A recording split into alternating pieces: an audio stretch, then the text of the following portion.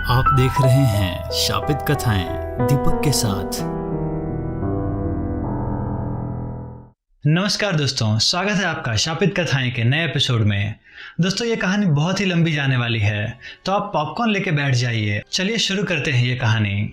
संतोष एक सरकारी स्कूल का टीचर था। संतोष का अभी अभी तबादला हुआ था देहरादून के एक सरकारी स्कूल में।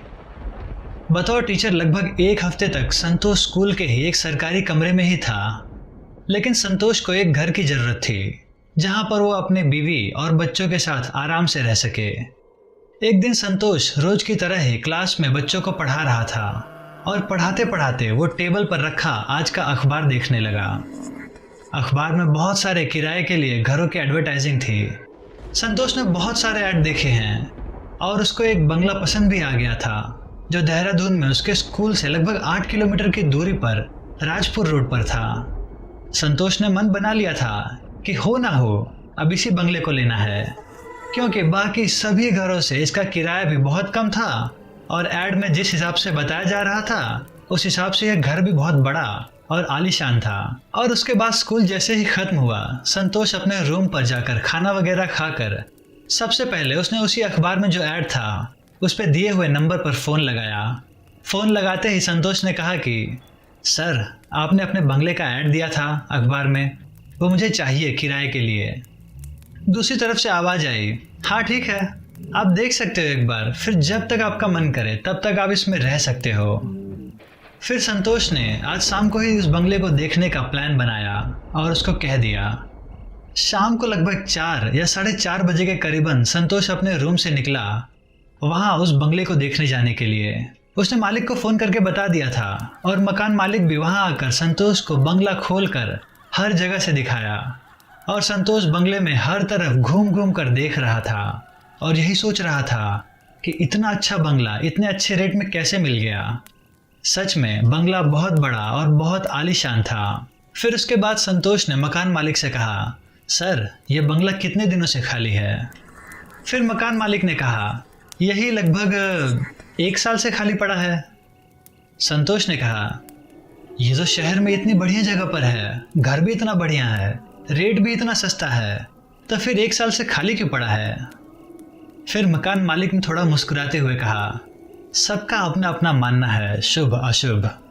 और इसके अलावा ज़्यादा कुछ नहीं बताया मकान मालिक ने। उसके बाद संतोष ने किराए वगैरह की सारी बात की और 2 से 3 दिन के अंदर अपनी फैमिली के साथ शिफ्ट होने को कह दिया। उसके बाद संतोष ने रूम पर पहुंचते ही अपनी वाइफ को फ़ोन किया और उसको सारी बात बता दी। उसने कहा कि मैंने एक बंगला देख लिया है और यहीं पर आ जाओ। संतोष की वाइफ भी बहुत खुश थी। अगले दिन ही वो भी नैनीताल से देहरादून आ गई। संतोष की वाइफ और उसकी एक छोटी सी बच्ची थी, दोनों बहुत खुश थे। और संतोष भी उस दिन स्कूल में पढ़ाने के लिए नहीं गया था। संतोष ने अपनी वाइफ को बताया कि उसने जो बंगला देखा है वो बहुत बड़ा और बहुत आलीशान है। वहाँ हमें और कुछ भी ले जाने की ज़रूरत नहीं है, घर के काम की सारी चीज़ें वहाँ पर हैं, इसलिए बस हमें सीधा वहाँ सिर्फ जाना ही है। फिर उसकी वाइफ ने कहा, चलो फिर कब चलोगे? संतोष ने हंसते हुए कहा, हाँ हाँ, अभी मैं टैक्सी बुक कर रहा हूँ, फिर हम तीनों उस बंगले में चले जाएंगे। उसके बाद संतोष ने टैक्सी बुक की और थोड़ी देर में टैक्सी वाला टैक्सी लेकर आ गया। संतोष ने टैक्सी वाले को एड्रेस बताया और वो और उसकी वाइफ और उसकी बच्ची तीनों टैक्सी में अपना सामान वगैरह लेकर बैठ गए। संतोष टैक्सी वाले के साथ आगे ही बैठा हुआ था। संतोष ने कहा कि आप यहीं के रहने वाले हो ना? फिर टैक्सी वाले ने कहा, जी, मेरा नाम गुड्डू है और सर वैसे तो मैं यूपी का रहने वाला हूँ, लेकिन यहाँ कई सालों से टैक्सी चला रहा हूँ। टैक्सी वाले ने बात बात में ही पूछ लिया कि आप उधर कहाँ जा रहे हो? फिर संतोष ने कहा, अरे वो राजपुर रोड पर साल जंगल के पास एक बंगला है ना, जिसे मैंने किराए पर लिया है, अब हम वहीं रहेंगे। टैक्सी वाला शायद तुरंत समझ गया। फिर उसने कहा, मनोज प्रसाद जी का बंगला है क्या, जो राजपुर रोड पर साल जंगल के पास है? फिर संतोष ने कहा, हाँ, आप जानते हो क्या उन्हें? उसके बाद टैक्सी वाले ने बड़ी हैरानी भरी नज़रों से संतोष को देखा और कहा, सर, आपको किसने आइडिया दिया कि आप उस बंगले को किराए पर लो? उस टैक्सी वाले की बात सुनकर संतोष ने कहा, क्यों? किसी ने नहीं, मैंने अखबार में उसका ऐड देखा था। टैक्सी ड्राइवर मानो उस बंगले के बारे में बहुत कुछ जानता था। उसने गाड़ी धीरे करी और कहा, सर आप कहीं और देख लो, वो बंगला सही नहीं है, क्योंकि वहाँ तभी तो कोई रहता नहीं। 1 साल से ज़्यादा हो गया है और वो बंगला खाली पड़ा है। ऐसा कहा जाता है कि उस बंगले में जो भी इंसान रहता है वो टिक नहीं पाता। संतोष ने टैक्सी ड्राइवर गुड्डू की सारी बात सुनी और कहा, कैसी बेतुकी बातें कर रहे हो, मैं ऐसी चीज़ों को नहीं मानता। इतना अच्छा बंगला इतने अच्छे रेट में कैसे छोड़ दूँ। उसके बाद टैक्सी ड्राइवर कुछ बोलने ही जा रहा था कि संतोष ने उसकी बात बीच में ही काट दी और संतोष ने कहा, अब तुम चुप हो जाओ। लेकिन संतोष की बीवी कहने लगी, नहीं भैया आप बताओ उस बंगले के बारे में, आप तो यहीं के रहने वाले हो, आप ज़्यादा जानते होंगे।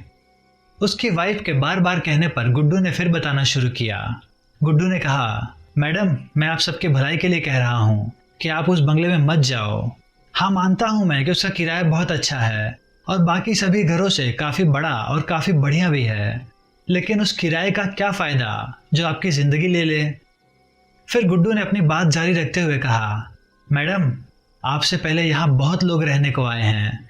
जैसे आप कम किराए के लालच में उस बड़े बंगले में जा रहे हो, वैसे ही बहुत सारे लोग कम किराए के लालच में उस बंगले में पहले ही जा चुके हैं, लेकिन ज़्यादा से ज़्यादा 10 या 15 दिन के अंदर ही जो भी वहाँ जाता है उसकी मौत जरूर हो जाती है। गुड्डू की सारी बात सुनकर संतोष की वाइफ ने थोड़ा घबराते और डरते हुए कहा, पर ऐसा क्या है उस बंगले में, क्यों होता है ऐसा। फिर गुड्डू ने कहा, मैडम ये तो पता नहीं उसमें ऐसा क्या है, लेकिन शायद कोई श्राप वगैरह मिला होगा उस बंगले को, क्योंकि अब तक ना जाने कितने लोगों की जान चली गई है उस बंगले में। और वहाँ जब भी किसी की मौत होती है तो पुलिस जांच के कुछ दिन बाद या 6 महीने या साल भर के बाद उस बंगले का मालिक उस बंगले को बंद रखता है 6 महीने तक और उसके बाद फिर दोबारा उसको किराए पर दे देता है। लेकिन ये तो सच है कि कोई भी वहाँ जाता है ज़्यादा दिन तक टिकता नहीं है। बहुत किस्मत वाला होता होगा जो वहाँ से जिंदा वापस आता है, वरना जो वहाँ शिफ्ट होता है उसका मरना तो तय है। ये सब बातें सुनकर संतोष की वाइफ बहुत डर गई थी। उसने कहा, संतोष हम कहीं और घर देख लेते हैं, आज वापस उसे तुम्हारे पुराने घर में चलते हैं। लेकिन संतोष को शायद इन चीज़ों पर बिल्कुल भी विश्वास नहीं था। वो पढ़ा लिखा स्कूल टीचर था, आज के ख्यालों वाला था। इसलिए संतोष ने कहा, तुम्हें क्या हो गया है प्रीति, तुम भी कैसी कैसी बातों पर विश्वास कर लेती हो। और फिर उसने गुड्डू की तरफ मुस्कुराते हुए देखा और कहा, और क्या बात है ड्राइवर साहब, तुम तो बहुत अच्छी अच्छी कहानियां बना लेते हो। संतोष ने अपनी वाइफ को कहा, ऐसा कुछ भी नहीं है, मैं वहाँ पर लगातार 2 दिन से जा रहा हूँ। कल जाकर हमने साफ सफाई भी करवाई थी, बहुत अच्छा बंगला है, इसलिए इन सब फालतू की बातों पर ध्यान मत दो। और हाँ ड्राइवर भाई, तुम बस गाड़ी चलाओ और हमें उस बंगले पर जाकर उतार दो। फिर ड्राइवर ने कहा, जैसी आपकी इच्छा। और थोड़ी देर में वो सब लोग उस बंगले के पास पहुंच गए। बंगला साल जंगल के थोड़ा अंदर की तरफ था। वहां पहुंचते ही गुड्डू ने टैक्सी रोकी और उन लोगों का सामान वगैरह उतार कर रखवा दिया और वो चला गया। और उसके बाद संतोष अपनी वाइफ अपनी बच्ची नेहा के साथ उस बंगले के अंदर गया और संतोष अपनी वाइफ को दिखा रहा था और कह रहा था, देखो कितना अच्छा कितना बड़ा बंगला है और यहाँ से नज़ारा भी देखो कितना अच्छा लग रहा है। पर संतोष की वाइफ थोड़ा परेशान थी, लेकिन उसे भी बंगला तो बहुत पसंद आ रहा था और बंगले के चारों तरफ जो हरा भरा नज़ारा लग रहा था वो प्रीति को सच में बहुत अच्छा लग रहा था। फिर प्रीति ने संतोष से कहा, बंगला तो सच में बहुत अच्छा है और बहुत प्यारा है, लेकिन सामने जंगल देखने में बहुत खतरनाक लग रहा है। इसलिए उसने संतोष से कहा, एक तो ये जंगल बहुत बड़ा और बहुत भयानक सा है और दूसरा वो जो ड्राइवर बता रहा था मुझे सच में बहुत अजीब सा लग रहा है। यहाँ संतोष ने फिर उसे समझाने की कोशिश की, यार तुम समझते क्यों नहीं हो, लोग तो पता नहीं क्या क्या कहेंगे, लेकिन लोगों का तो काम ही कहना होता है ना। लेकिन सच बताऊं तो इस शहर में इससे अच्छा और इससे बढ़िया बंगला इसने कम रेट पर कहीं नहीं मिलेगा। संतोष को तो बस ये बंगला भा गया था, इसलिए इसके बाद वो लोग घर में सारा सामान वगैरह इधर उधर सेट करने लगते हैं और पूरा घर सेट करने के बाद शाम के लगभग 5 या 5:30 के करीबन हो रहे थे। संतोष बाहर चला गया सब्जी वगैरह लेने के लिए। घर में प्रीति और नेहा अकेले थे।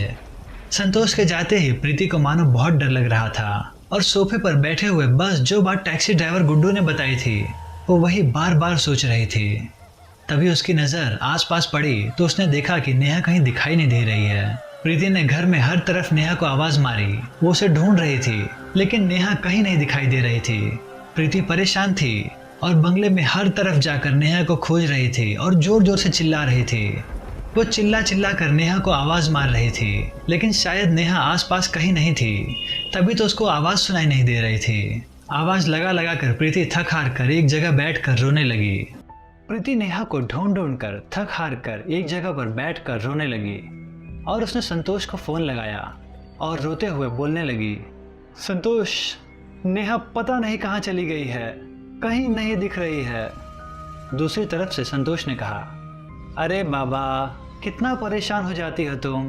अरे वहीं कहीं होगी, और कहाँ चली जाएगी, देखो आसपास होगी, घर के पीछे या कोई दूसरे फ्लोर पे चली गई होगी। तुम परेशान मत हो, मैं आ रहा हूँ अभी। इतना कहकर संतोष ने तो फ़ोन डिस्कनेक्ट कर दिया, पर प्रीति वहीं पर बैठी हुई कुछ सोच रही थी। तभी उसके कानों में ऐसी आवाज़ आई जैसे लग रहा था कि कोई ज़ोर ज़ोर से हंस रहा हो। वो शायद इसमें नेहा की आवाज़ भी थी। आवाज़ भी ऊपर के फ्लोर से आ रही थी।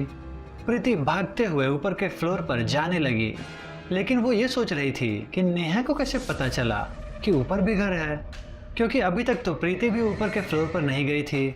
और सीढ़ियों से भागते भागते प्रीति फर्स्ट से सेकंड फ्लोर तक चली गई और अब प्रीति को बिल्कुल साफ साफ सुनाई दे रहा था कि नेहा किसी से बात कर रही है और उसके साथ दो आवाज़ें और भी आ रही थी, यानी नेहा के साथ दो जने और थे। नेहा की आवाज़ जिस कमरे से आ रही थी, प्रीति ने तुरंत उस कमरे का दरवाज़ा खोला और देखा कि नेहा अकेले ही बैट बॉल खेल रही थी।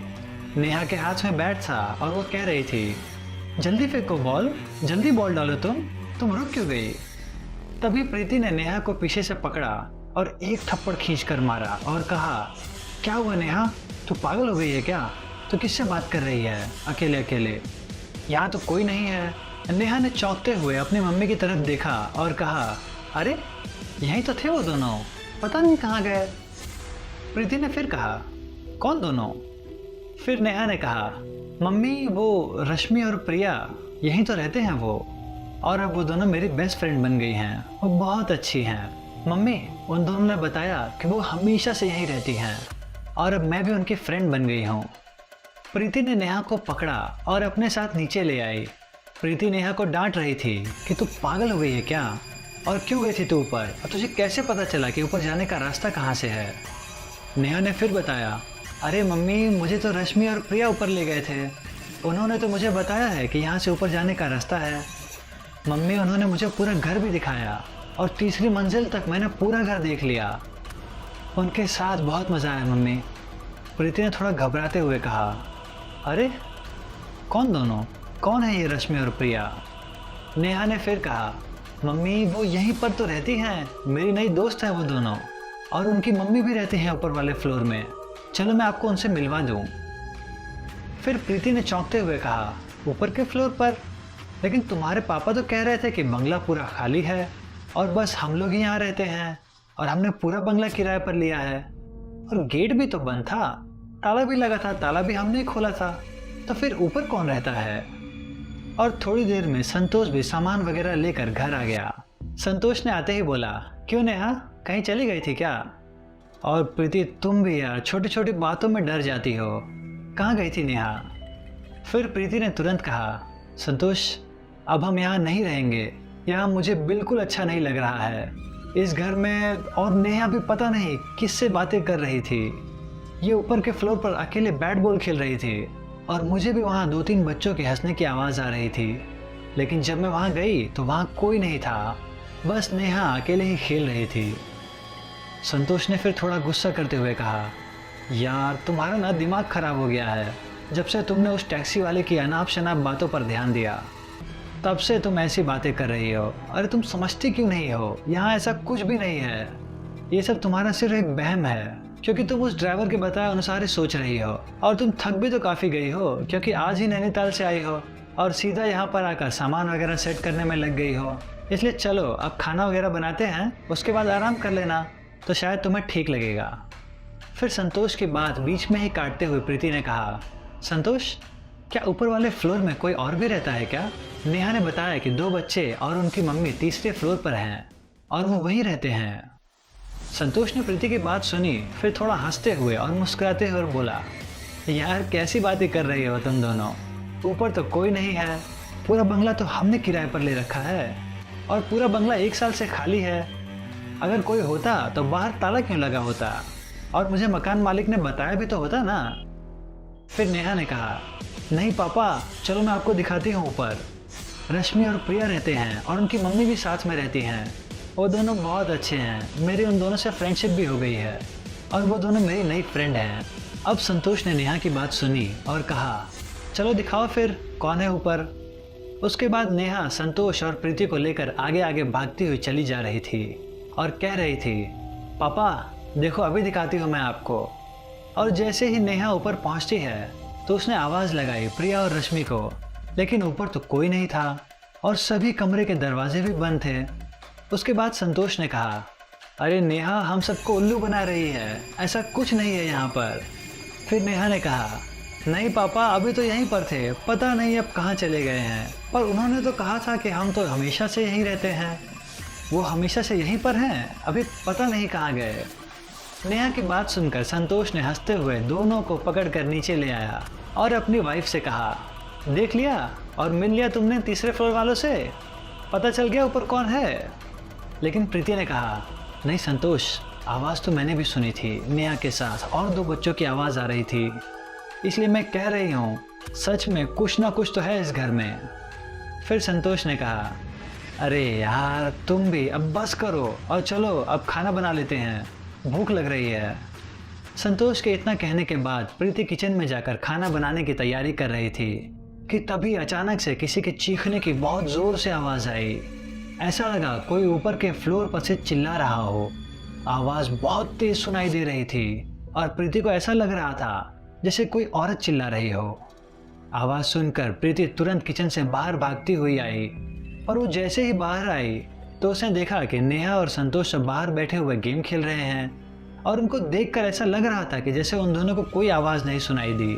संतोष ने जैसे ही प्रीति को देखा, पर प्रीति को देखकर ऐसा लग रहा था जैसे उसके तो मानो होश उड़ गए हों और वो बिल्कुल डरी हुई सहमी हुई थी।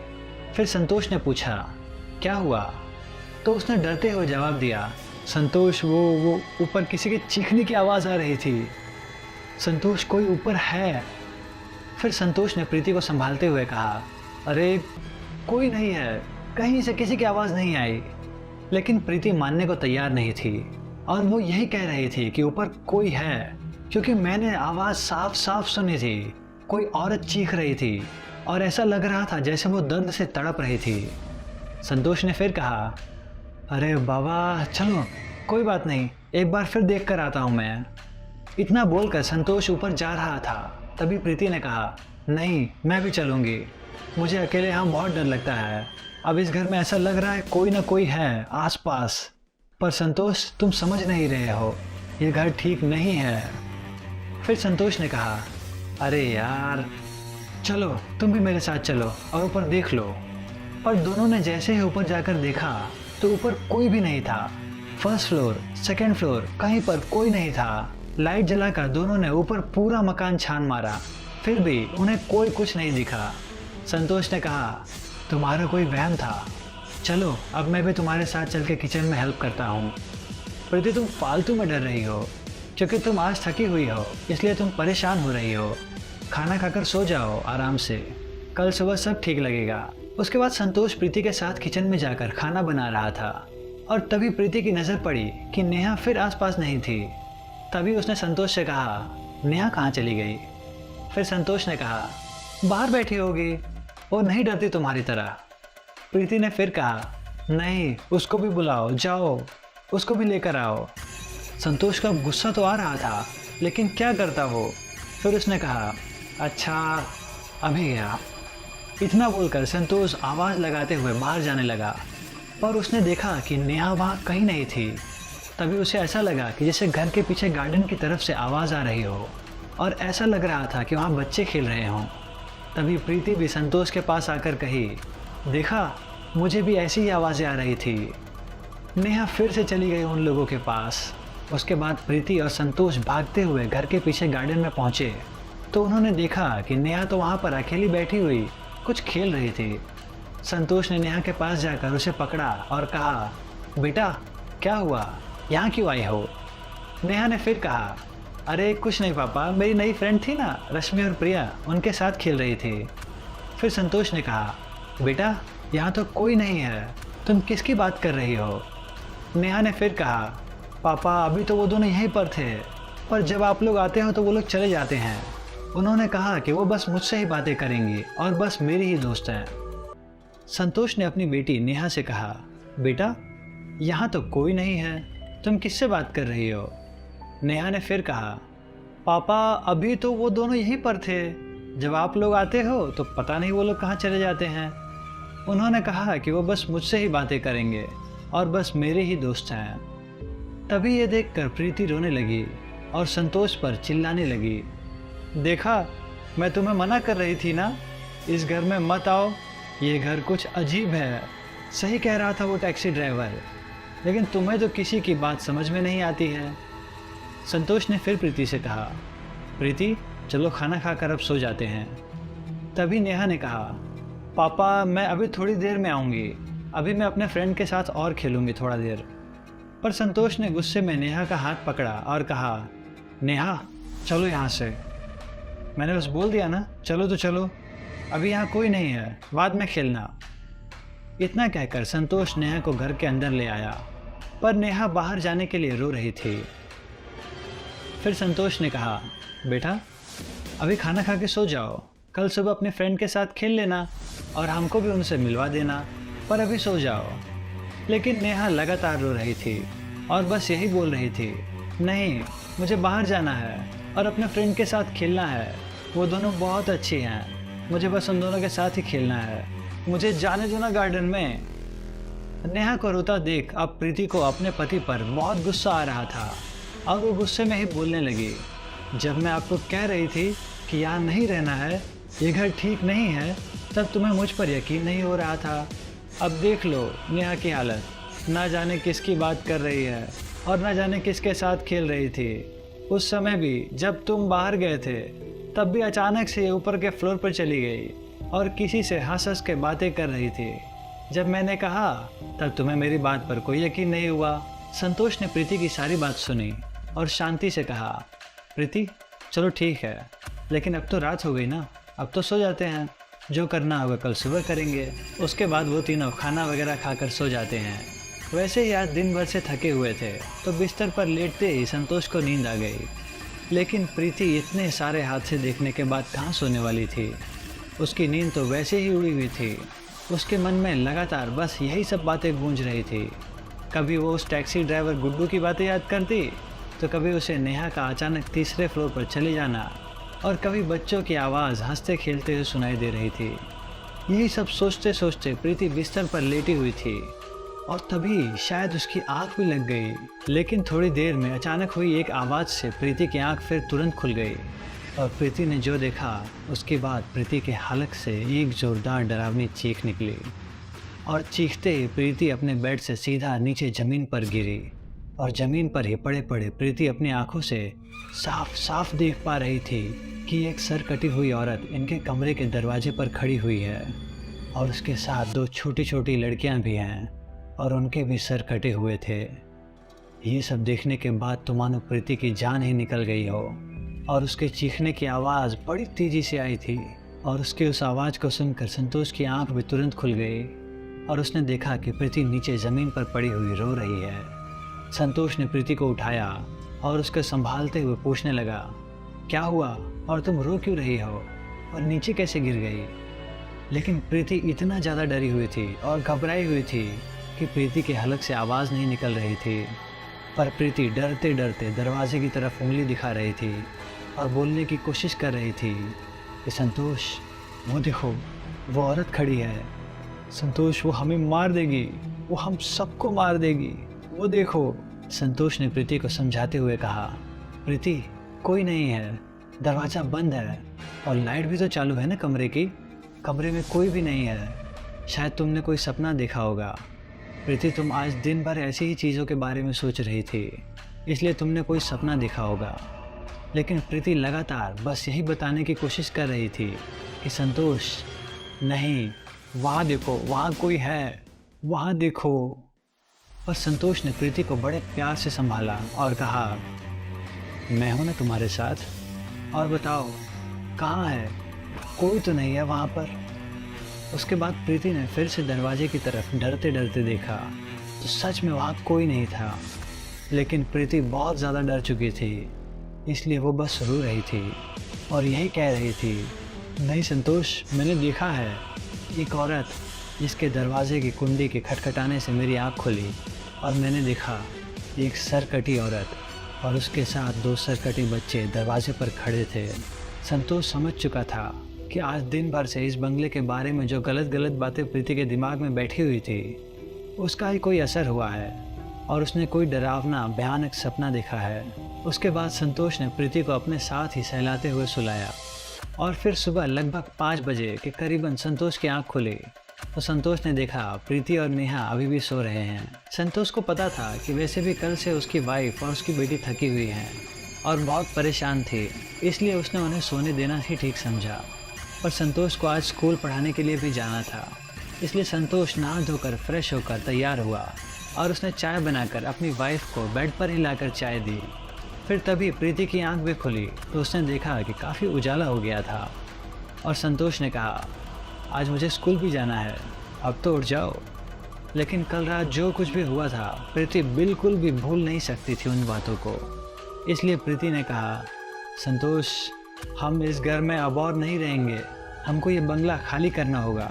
तुम आज ही शहर में कहीं और घर देख लो, कोई बात नहीं, किराया थोड़ा ज़्यादा होगा, लेकिन ये बंगला ठीक नहीं है।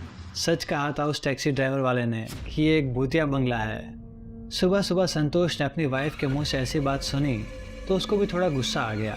फिर उसने कहा, इस बंगले में तो कुछ नहीं है, ये बंगला बिल्कुल ठीक है, लेकिन तुम्हें उस जो बेवकूफ़ ड्राइवर ने कल बताया था ना, वही तुम्हारे दिमाग में बैठ गया है, उसी का असर है तुम पर। नहीं तो इस घर में और कुछ भी नहीं है, मैं भी तो हूँ यहाँ पर, मुझे कुछ क्यों नहीं दिखाई दे रहा है। और अब तुम फालतू की बकवास छोड़ो, उठो और मैं जा रहा हूँ स्कूल। इतना बोलकर संतोष उस कमरे से बाहर निकल आया और अपने स्कूल जाने की तैयारी करने लगा। प्रीति भी अब अपने बिस्तर से उठ गई थी और तभी उसने नेहा को देखा तो प्रीति को ऐसा लगा कि नेहा की सांसें बहुत तेज़ तेज़ चल रही हैं। उसके बाद प्रीति ने उसके चेहरे पर हाथ लगाया तो इस सर्दी के मौसम में भी नेहा का बदन बहुत गर्म था, मानो बुखार से उसका पूरा शरीर तप रहा हो। ये देखकर प्रीति घबरा गई और उसने संतोष को बाहर से तुरंत बुलाया। संतोष ने भी आकर देखा कि नेहा को तो बहुत तेज़ बुखार है, पर संतोष ने कहा, तुम उसके पास ही रुको, मैं अभी बाहर जाकर डॉक्टर को ढूंढ कर लेकर आता हूँ। इतना बोलकर संतोष बाहर सड़क पर गया और इधर उधर के लोगों से पता करने के बाद पता चला कि डॉक्टर तो राजपुर में मिल जाएगा। पर संतोष के पास यहाँ कोई अभी बाइक वगैरह तो थी नहीं, तो संतोष रोडवेज विक्रम में ही बैठकर राजपुर चला गया। वो राजपुर में एक क्लिनिक पर गया तो पता चला कि डॉक्टर तो 9 बजे से पहले नहीं आते हैं। संतोष काफ़ी देर तक वहीं बैठे हुए इंतज़ार कर रहा था, लेकिन अभी तो सिर्फ 7 ही बज रहे थे। तभी उसने वहाँ लिखे एक फ़ोन नंबर पर फ़ोन लगाया, डॉक्टर को जल्दी आने को कह दिया। संतोष ने अपने बंगले का एड्रेस बता दिया था और डॉक्टर ने कहा कि 20-25 मिनट में वो उसके घर पहुँच जाएगा। उसके बाद संतोष फिर क्लिनिक से वापस विक्रम में बैठकर अपने बंगले पर आ गया। घर में पहुंचते उसने देखा कि उसकी वाइफ नेहा को पकड़कर रो रही थी और उसे सहलाने में लगी थी। संतोष ने जाते ही नेहा को गोद में उठा लिया, पर नेहा को तो मानो कोई होश ही नहीं था। वो बिल्कुल बेशुद्ध पड़ी थी और उसकी सांसें भी बहुत तेज़ तेज़ चल रही थी और उसका बदन जलती हुई आग की तरह तप रहा था। उसके बाद संतोष ने प्रीति को बताया कि डॉक्टर थोड़ी देर में अभी यहाँ आ जाएंगे और थोड़ी देर बाद डॉक्टर संतोष के बताए अनुसार उस एड्रेस पर अपनी नैनो कार से आ गए। संतोष बाहर ही डॉक्टर का इंतज़ार कर रहा था, इसलिए उसे डॉक्टर बाहर गेट पर ही मिल गया और वो उन्हें अंदर लेकर जाने लगा अपने साथ। और उसने बताया कि उसकी बेटी की हालत बहुत ज़्यादा ख़राब हो गई है और हम लोग नए नए शहर में आए हैं, हमें कुछ ज़्यादा पता भी नहीं है कि हॉस्पिटल कहाँ है, क्लिनिक वगैरह कहाँ है। पर डॉक्टर जैसे उस बेडरूम में आए जहाँ नेहा लेटी हुई थी, तो आश्चर्य की बात तो ये थी कि एकाएक नेहा, जो अभी तक बहुत गंभीर हालत में थी, उसकी हालत बहुत ख़राब थी। पर डॉक्टर जैसे ही बेडरूम के अंदर पहुँचे, वैसे ही नेहा को तुरंत होश आ गया और वो उठकर बैठ गई। डॉक्टर ने नेहा को देखा और उसके चेहरे पर हाथ लगाया। उसे थोड़ा चेक वगैरह किया। उसे तो बिल्कुल भी बुखार नहीं था और नेहा बिल्कुल ठीक थी। उसको चेक करने के बाद डॉक्टर ने कहा, कुछ भी तो नहीं है, क्या हुआ है इसको, सब कुछ तो नॉर्मल है। लेकिन संतोष और प्रीति के तो मानो अब होश उड़ गए थे, क्योंकि ऐसा कैसे हो सकता है। अभी दोनों जने बहुत परेशान थे कि नेहा की कितनी हालत ख़राब हो गई है। उसके बावजूद डॉक्टर के आते ही एकदम से कैसे सब ठीक हो गया, बिना किसी दवाई या बिना किसी मेडिसिन के। फिर डॉक्टर ने कहा, आपको कोई वहम हुआ होगा, क्योंकि ठंडी भी ज़्यादा है आज, इस वजह से। बाकी नेहा की हालत तो बिल्कुल ठीक है, इसको कुछ नहीं हुआ है। अच्छा, मैं चलता हूँ अब, डॉक्टर ने कहा। लेकिन डॉक्टर जाते जाते थोड़ा रुके और उन्होंने संतोष से कहा, भाई आपको इस घर को किराए पर लेने के लिए किसने कहा था? डॉक्टर की बात का जवाब देते हुए फिर संतोष ने कहा, डॉक्टर साहब, मैं एक स्कूल टीचर हूँ और अभी अभी कुछ दिनों पहले ही मेरा नैनीताल से देहरादून तबादला हुआ है। मुझे एक घर की ज़रूरत थी, तो मैंने अखबार में इसका एडवर्टाइजिंग देखा था और मुझे ये बहुत अच्छा लगा था, क्योंकि ये बहुत बड़ा आलीशान बंगला है और इसका किराया भी शहर में हर एक घर से बहुत कम है और बहुत बजट फ्रेंडली है। फिर डॉक्टर ने कहा, अच्छा, अरे मैं इसलिए पूछ रहा हूँ क्योंकि मेरा क्लिनिक यहाँ से ज़्यादा दूर तो है नहीं और मेरा घर भी यहीं पास में ही है और मैंने अक्सर देखा है ये बंगला खाली ही रहता है। बस साल या 6 महीने में ही कोई एक फैमिली आती है इसमें रहने के लिए, फिर उसके बाद ये बंगला खाली रहता है। ठीक है, चलो मैं चलता हूँ। डॉक्टर तो इतना कहकर चले गए, पर शायद अब संतोष को भी डॉक्टर की बातें थोड़ी समझ में आ गई थी। डॉक्टर ने साफ साफ तो नहीं बताया कि ये बंगला ठीक नहीं है या फिर इसमें ऐसा क्या है जो यहाँ लोग ज़्यादा दिन तक नहीं रुकते हैं। और कल टैक्सी ड्राइवर गुड्डू ने भी बताया था और कल रात जो कुछ भी प्रीति के साथ हुआ था उससे ये तो पता चल चुका है कि सच में ये बंगला शायद ठीक नहीं है। और उसके बाद उसने प्रीति को कहा, चलो मैं अभी तो स्कूल जा रहा हूँ पढ़ाने, क्योंकि कल भी छुट्टी करी थी और आज थोड़ा लेट भी हो गया हूँ। बाकी मैं वहाँ से आते ही शहर में कहीं और पता कर लूँगा कोई दूसरा घर।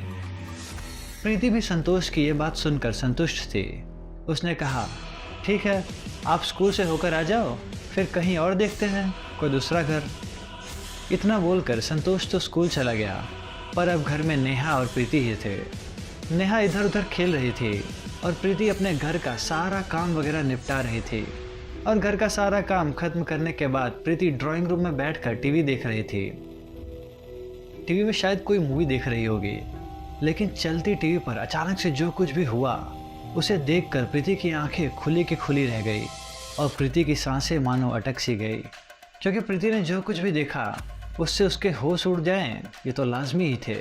क्योंकि उसने देखा जो रात को कटे सर वाली औरत और उसके जो 2 बच्चे थे उसे अपने जो बेडरूम में देखा था अब वो टीवी पर दिखाई दे रहे थे। पहले तो उसने सोचा शायद ये कोई वहम है, पर वो डरते हुए जो भी चैनल चेंज कर रही थी उसे हर चैनल पर बस यही दिख रहा था। पर अभी तक टीवी में बसे वो लोग सिर्फ दिख रहे थे। तभी उसी टीवी में से आवाज़ आने लगी।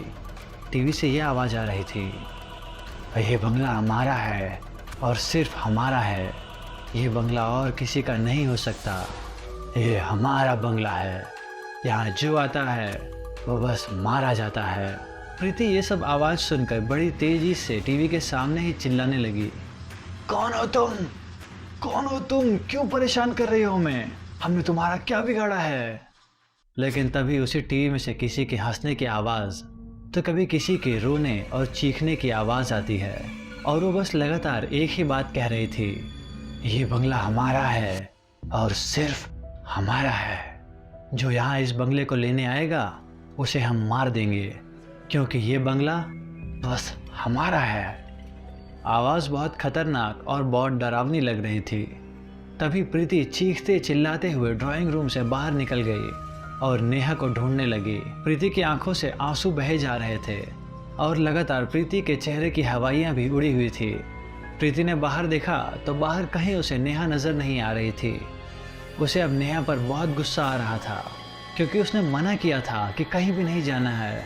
उसने सोचा कि शायद वो गार्डन में गई होगी, लेकिन जब वो भागते हुए गार्डन की तरफ गई तो उसने देखा कि वहाँ पर कोई नहीं था। और फिर उसने बिना देर करते हुए सीढ़ियों से भागते हुए 3रे फ्लोर तक गई तो उसे साफ साफ आवाज़ सुनाई दे रही थी कि 2-3 बच्चे बात कर रहे हैं और हंस रहे हैं। प्रीति तुरंत उस कमरे में गई जहाँ से आवाज़ आ रही थी, तो उसने देखा नेहा ने फर्श पर कुछ लकीरें खींची हुई हैं और वो उसमें अकेले ही पत्थर से अकेले पिट्ठू लंगड़ी गेम खेल रही है।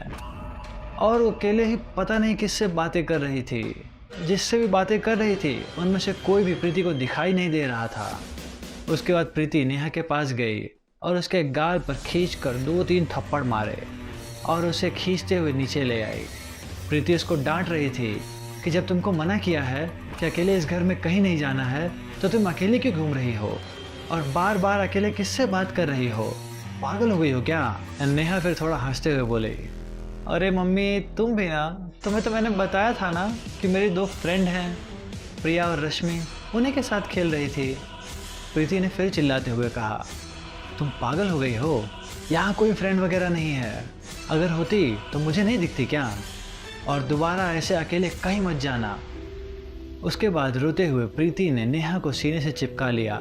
फिर नेहा ने बड़े प्यार से और शांति से कहा, मम्मी वो दोनों बहुत अच्छी हैं और उनकी मम्मा भी बहुत अच्छी हैं। मैंने कहा था रश्मि और प्रिया को कि मेरी मम्मी से भी मिल लो, लेकिन उन्होंने कहा कि अभी हम आपकी मम्मी से नहीं मिलेंगे क्योंकि अभी हमारी और आपकी फ्रेंडशिप हुई है। आपकी मम्मा जब मेरी मम्मा से फ्रेंडशिप कर लेंगी तब हम उनसे मिलेंगे। नेहा ने फिर अपनी बात जारी रखते हुए कहा, मम्मी चलो ना, आप भी उनकी मम्मा से फ्रेंडशिप कर लो, वो लोग बहुत अच्छे हैं। वो कहते हैं ये घर उनका ही है और वो हमेशा से यहीं पर ही रहते हैं और हम भी उनके साथ ही रहेंगे क्योंकि वो मेरी सबसे अच्छी दोस्त हैं।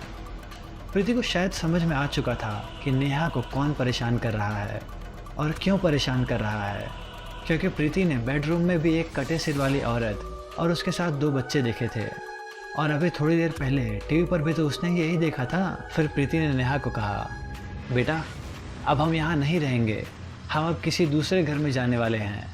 आज जब तुम्हारे पापा आ जाएंगे तो हम किसी दूसरे घर पर जाकर रहना शुरू करेंगे।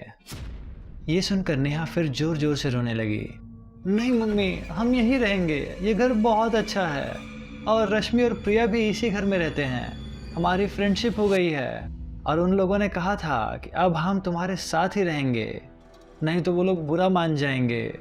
बहुत अच्छे हैं मम्मी वो लोग। फिर प्रीति ने नेहा को डांटते हुए कहा, बस अब चुप हो जाओ और अंदर जाकर बैठो। लेकिन नेहा रोने लगी और ऊपर के फ्लोर की ओर भागने लगी। प्रीति ने नेहा को बड़ी मुश्किल से पकड़ा और हवा में ही इधर उधर देखकर वो चिल्लाने लगी, कौन हो तुम लोग और क्यों परेशान कर रहे हो? ऐसा बोलते हुए प्रीति जोर जोर से रोने लगी और इसके इतना बोलने के बाद ही थोड़ी देर में ही प्रीति को किसी के हंसने की आवाज़ सुनाई देने लगी। प्रीति ने फिर चारों तरफ देखा पर उसे वहाँ कोई भी नज़र नहीं आ रहा था, बस पास में नेहा बैठी हुई थी, लेकिन हंसने की आवाज़ बहुत खतरनाक और डरावनी लग रही थी। तभी एकदम से किसी ने प्रीति के कानों में फुसफुसाया और कहा, तुम सब लोग मारे जाओगे, ये बंगला सिर्फ हमारा है और इस बंगले में कोई आ जाए तो वो जिंदा वापस नहीं जाता, क्योंकि बंगला तो सिर्फ हमारा है और अगर तुमने नेहा को हमसे दूर करने की कोशिश की तो तुम में से कोई नहीं बचेगा। अगर नेहा को हमसे अलग किया तो इसका अंजाम बहुत बुरा होगा। ये सुनकर प्रीति फूट फूट कर रोने लगी और उस मनहूस घड़ी को कोस रही थी कि जिसमें उसने अपने पति संतोष को इस घर को किराए पर लिया था। आज पूरा दिन प्रीति का इसी घटनाक्रम में बीत गया। प्रीति बहुत परेशान और डरी हुई थी और आज सुबह से ही उसने कुछ खाया भी नहीं था और ना ही उसको भूख प्यास लग रही थी। और लगभग 2 बजे के करीबन दोपहर में संतोष भी स्कूल से वापस घर आ गया और घर में आते ही उसने देखा कि प्रीति अभी भी बहुत परेशान और दुखी थी।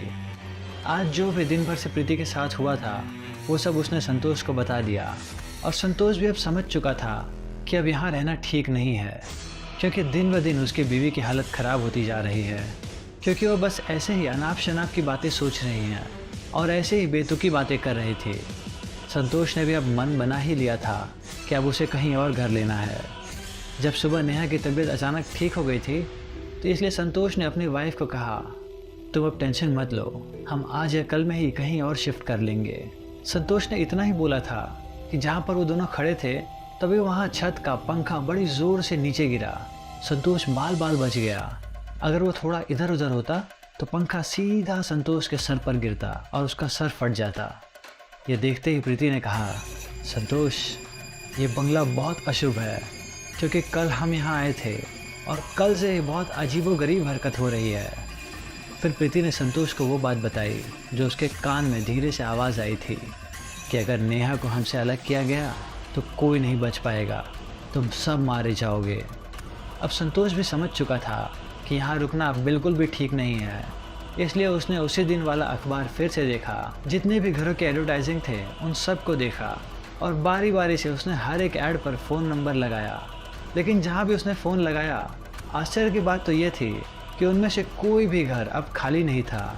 जिस भी मकान मालिक से संतोष ने बात की तो किसी ने कहा कि आज ही हमारा घर किराए पर उठा है, किसी ने कहा कि कल हमारा घर किराए पर उठा है। संतोष ने ऐड पर दिए हुए फ़ोन नंबरों पर फ़ोन लगाने की कोशिश करी, लेकिन आश्चर्य की बात तो ये थी कि उनमें से कोई भी घर अब खाली नहीं था।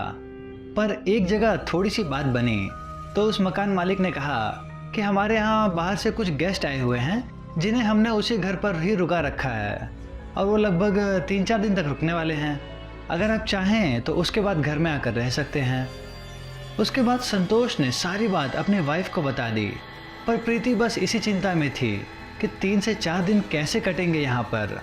फिर प्रीति ने कहा, संतोष, जब तक हम दूसरे घर में शिफ्ट नहीं हो जाते हैं तब तक तुम स्कूल की छुट्टी ले लेना प्लीज़, क्योंकि अकेले अब हम यहाँ नहीं रह पाएंगे।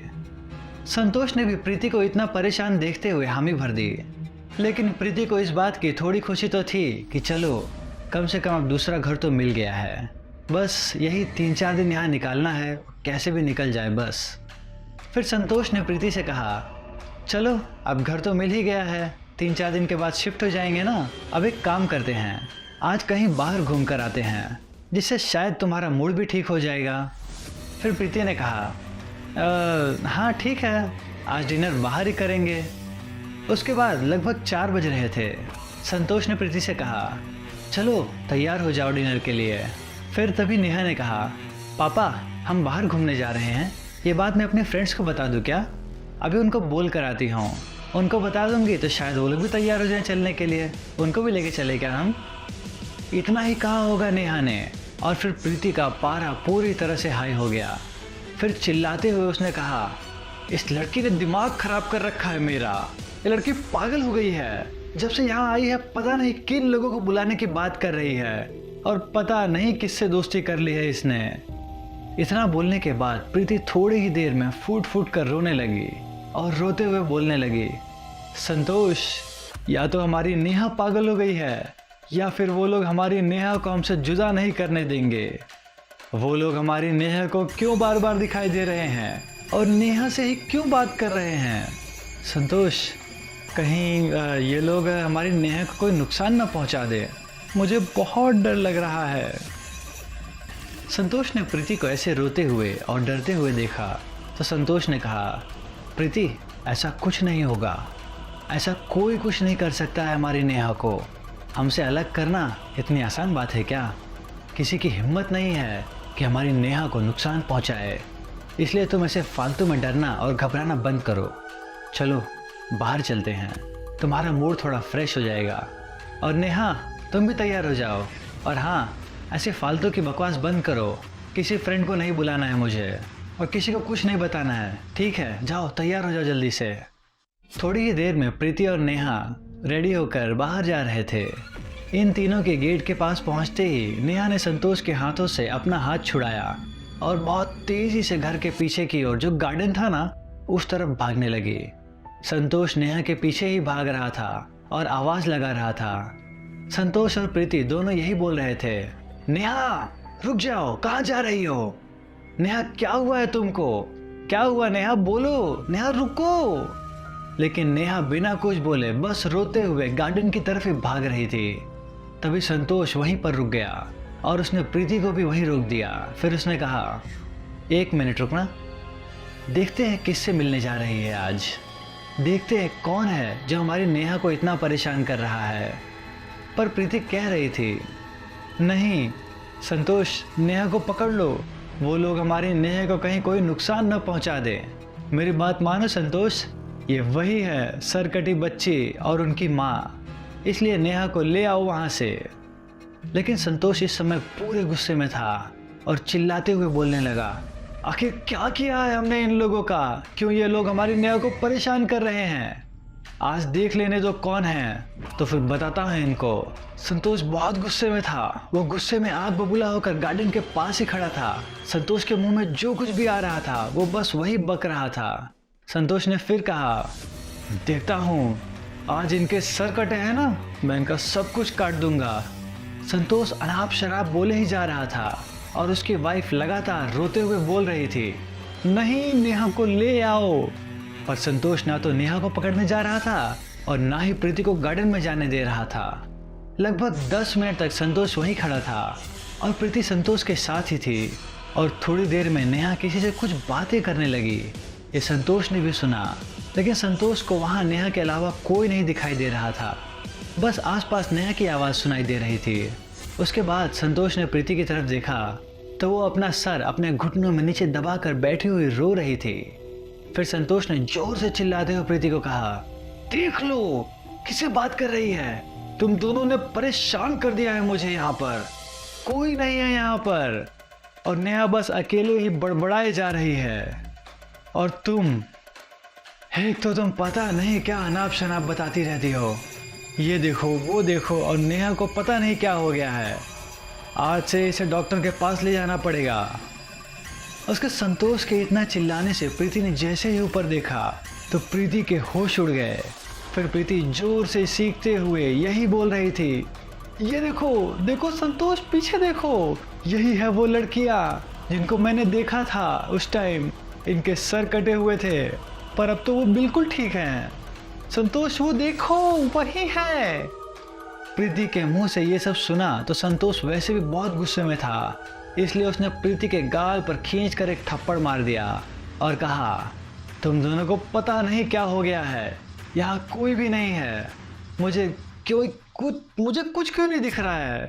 तुम दोनों ने मुझे 2 दिन से बेवकूफ़ बना कर रखा है, परेशान कर दिया है, और मैं तुम लोगों से दुखी हो गया हूँ। शायद प्रीति समझ चुकी थी कि संतोष को वो दोनों लड़कियाँ दिखाई नहीं दे रही हैं, बस उसको ही नज़र आ रही हैं, और नेहा भी उनसे बातें कर रही हैं।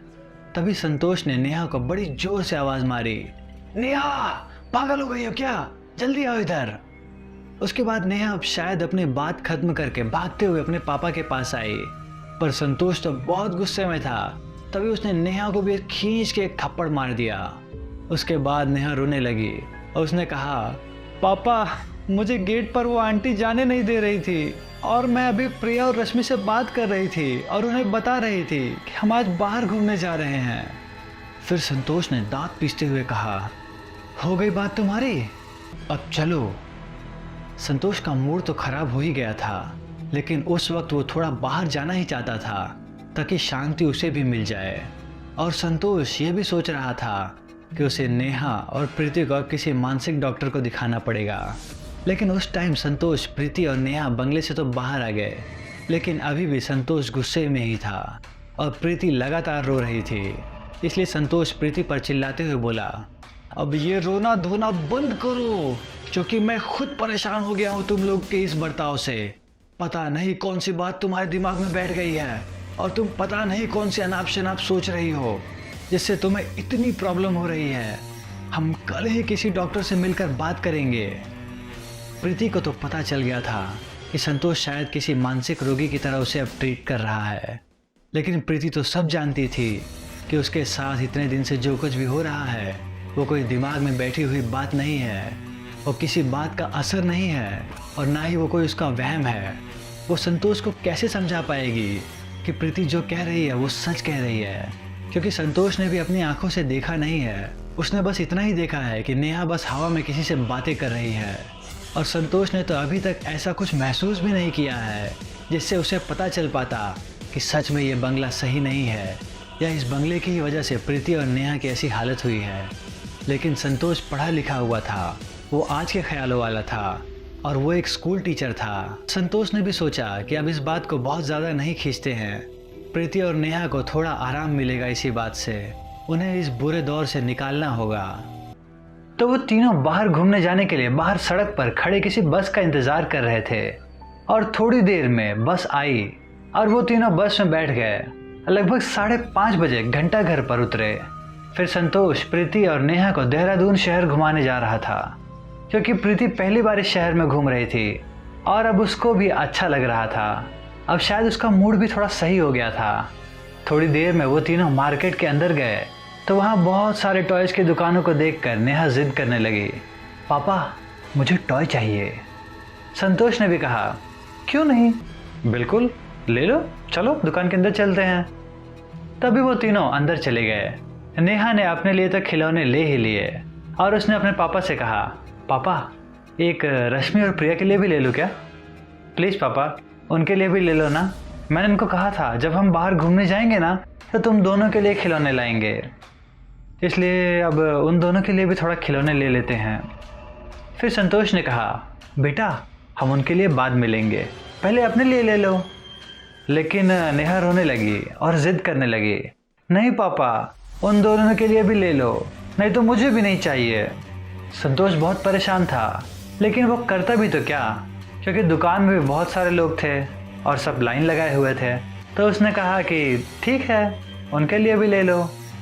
उसके बाद वो दुकान से बाहर निकले। अब संतोष नेहा को बहुत प्यार से समझाने लगा, बेटा तुम्हें क्या हो गया है, वहाँ कोई भी नहीं रहता है उस घर में, उधर तो सिर्फ हम ही लोग रहते हैं ना, और कोई भी नहीं है, कोई प्रिया कोई रश्मि कोई नहीं है।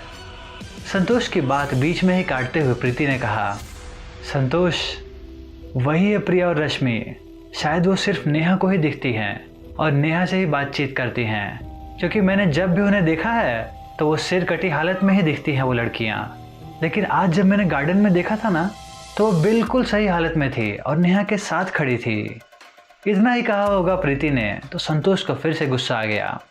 फिर संतोष ने कहा, तुम चुप हो जाओ भाई, अब तुम्हारे चक्कर में हमारी बच्ची भी परेशान हो गई है और पता नहीं क्या अनाप शनाप सोचती रहती है जो कुछ है भी नहीं। उसके दिमाग में भी तुम्हारे चक्कर में पता नहीं कौन कौन सी उल्टी सीधी बातें घूमती रहती हैं। अब चलो आज घर जाने के बाद कल सुबह हम कोई एक यहाँ हॉस्पिटल है वहाँ आएंगे। प्रीति ने संतोष को इस बार कोई जवाब नहीं दिया, क्योंकि वो समझ चुकी थी संतोष को समझाना बस बेकार हो गया है, क्योंकि संतोष को इन बातों पर या इन घटनाओं पर ज़रा भी विश्वास नहीं था।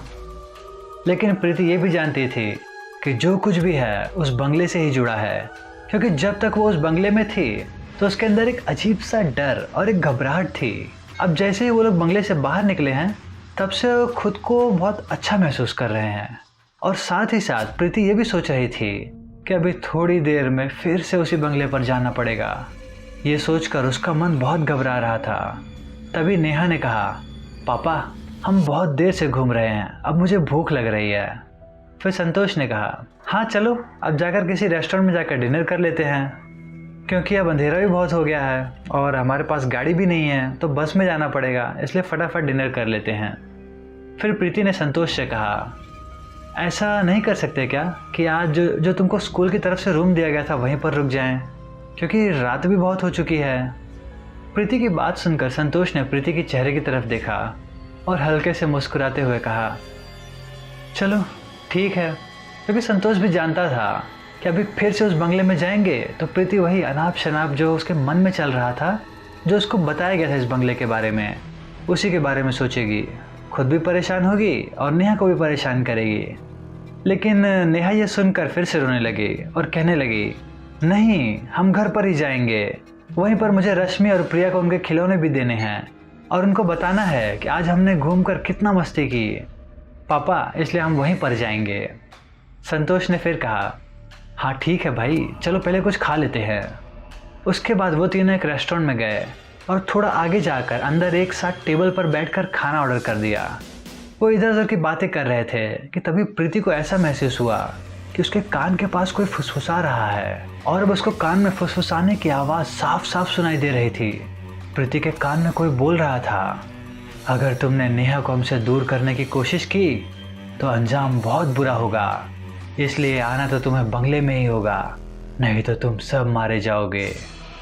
और फिर डरते हुए प्रीति ने थोड़ा बगल में देखा तो उसके होश उड़ गए और उसके रगों में चलता खून जम सा गया और उस भरे रेस्टोरेंट में प्रीति की चीख गूंजने लगी, प्रीति जोर जोर से चिल्लाते हुए बाहर की तरफ भागने लगी। संतोष भी उठकर प्रीति के पास दौड़कर गया। उसने उसे तुरंत थाम लिया। प्रीति डरते घबराते हुए यही बोल रही थी कि संतोष देखो वो दोनों लड़कियां टेबल पर बैठी हैं और वो कह रही थी कि अगर हमने नेहा को उनसे दूर किया तो तुम लोगों के साथ अच्छा नहीं होगा, और कह रही थी अगर तुम लोग उस बंगले में आज नहीं गए तो मारे जाओगे, इसलिए तुम्हें बंगले में आना ही होगा। रोते हुए प्रीति ये सब बातें संतोष को बता रही थी और रेस्टोरेंट में बैठे सभी लोग प्रीति को बहुत अजीब ढंग से देख रहे थे। उसके बाद संतोष ने बिल पे किया और उसके बाद नेहा और प्रीति का हाथ पकड़कर रेस्टोरेंट से बाहर आ गया। वो खुद नहीं समझ पा रहा था कि क्या करे, क्योंकि अब उससे प्रीति की हालत देखी नहीं जा रही थी। अभी तक जो संतोष को प्रीति पर गुस्सा आ रहा था, लेकिन अब संतोष सोच रहा था कि यार ऐसा क्या हो गया मेरी प्रीति के दिमाग पर। उसके बाद संतोष प्रीति और नेहा को लेकर एक बस में बैठ गया और वो लोग उसी जगह पर जाकर उतरे जहाँ संतोष का स्कूल था। अब टाइम भी बहुत हो गया था, घड़ी में लगभग 8 या 8:30 बज रहे होंगे। प्रीति इस समय भी शायद उसी सदमे में थी जो कुछ उसके साथ रेस्टोरेंट में हुआ था, लेकिन इस बात से थोड़ा संतुष्ट थी कि कम से कम आज तो उसे उस बंगले पर नहीं जाना पड़ेगा।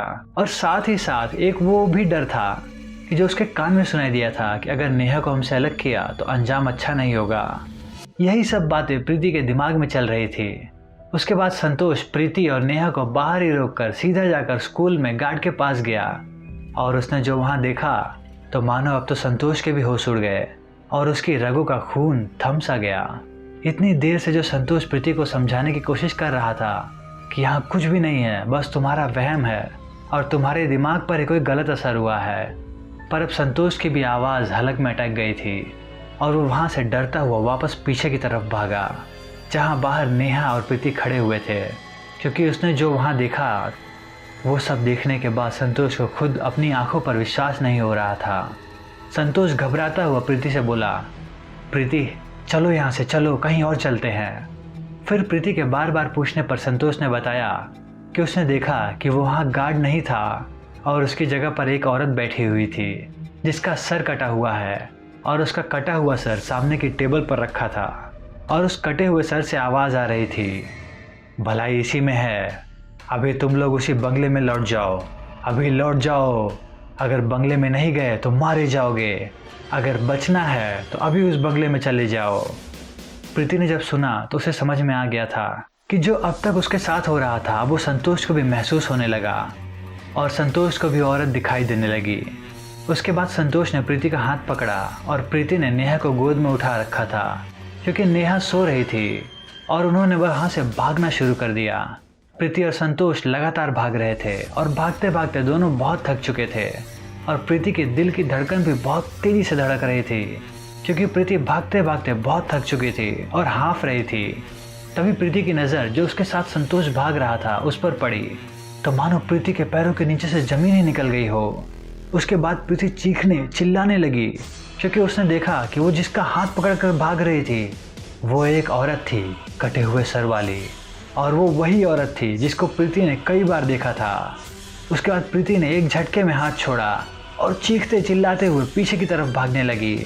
तभी प्रीति शायद किसी चीज़ से टकराई और वो जाकर बड़ी तेज़ी से सड़क पर गिरी।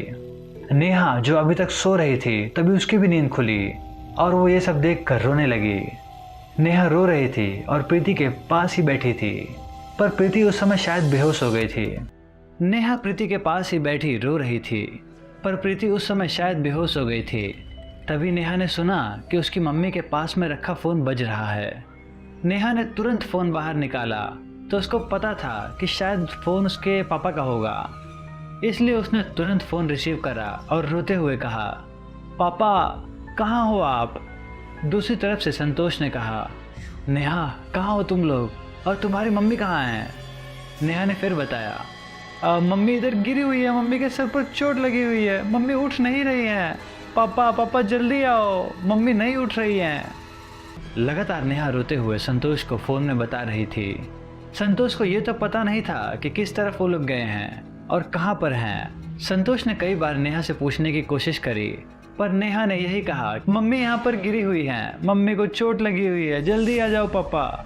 उसके बाद संतोष और स्कूल का गार्ड दोनों भागते हुए इधर उधर जा रहे थे। संतोष ने गार्ड को कहा कि तुम नीचे की तरफ जाओ और मैं ऊपर की तरफ देखता हूँ। संतोष ऊपर राजपुर रोड की तरफ भाग रहा था और लगातार आवाज़ लगा रहा था, नेहा, प्रीति, प्रीति, नेहा, प्रीति। तभी शायद नेहा ने अपने पापा की आवाज़ सुनी और वो भी वहाँ से आवाज़ लगाने लगी, पापा, पापा, हम यहाँ हैं, यहाँ पर हैं हम। संतोष ने शायद नेहा को देख लिया था क्योंकि सड़क पर ही प्रीति गिरी हुई थी और नेहा उसके साथ ही थी। उसके बाद संतोष भागता हुआ उनके पास गया और उसने कहा, क्या हुआ और तुम लोग यहाँ कैसे आए? नेहा ने कुछ नहीं बताया, बस वो रो रही थी। उसके बाद संतोष ने प्रीति को गोद में उठा लिया और उसे बेहोशी की हालत में लेकर स्कूल के पास आ गया। फिर संतोष ने प्रीति के चेहरे पर पानी के छींटे मारे तो थोड़ी देर में प्रीति को होश आ गया और प्रीति होश में आते ही फिर रोने लगी और संतोष की तरफ देखकर चिल्लाने लगी, छोड़ दो, छोड़ दो, छोड़ दो, हमने तुम्हारा क्या बिगाड़ा है, मत मारो हमें, छोड़ दो। संतोष ने फिर प्रीति को अपने सीने से चिपका लिया और चिल्लाते हुए कहा, क्या हो गया है प्रीति, क्या कह रही हो तुम मुझसे, क्यों डर रही हो मुझसे? लेकिन प्रीति की आंखों से आंसू रुक नहीं रहे थे और प्रीति मानो संतोष से ही डर रही थी, पर संतोष उसे अपने से बिल्कुल दूर नहीं होने दे रहा था। उसके बाद बहुत कोशिश और समझाने के बाद प्रीति ने शायद समझ लिया था कि हाँ, यही उसका संतोष है।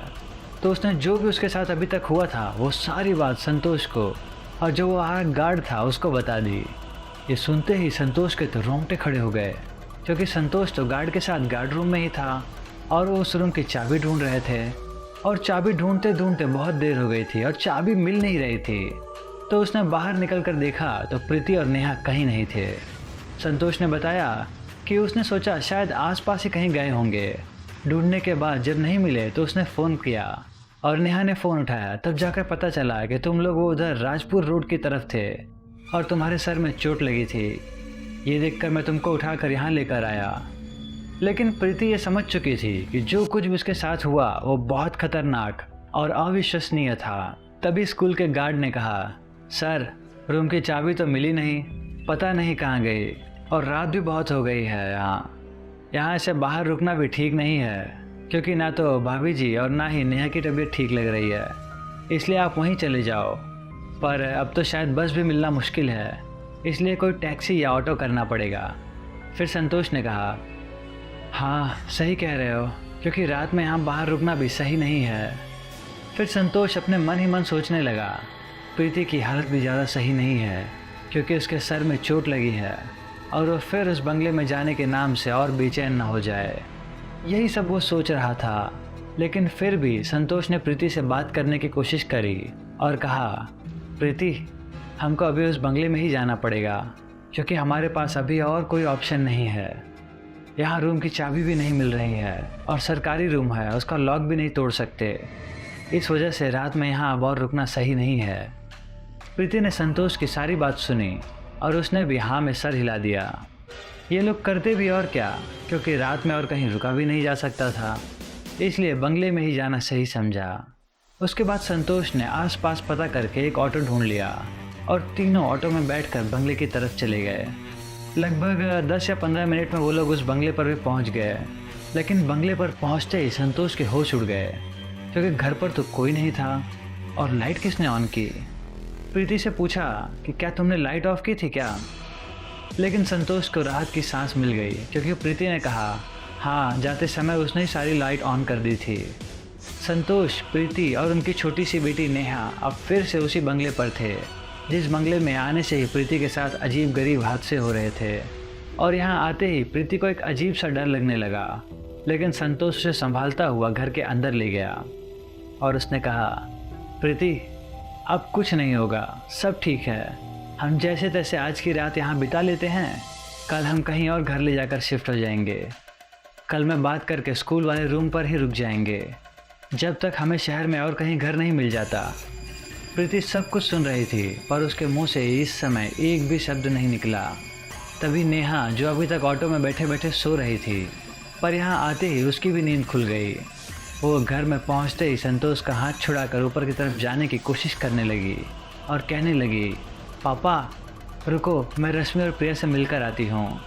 उनसे मुझे बहुत सारी बातें करनी है और उनको खिलाने भी देने हैं। जो हम उनके लिए लेकर आए हैं। पर संतोष ने प्यार से नेहा को पकड़ा और कहा, बेटा हम थक गए हैं और आप भी थक गए हो ना।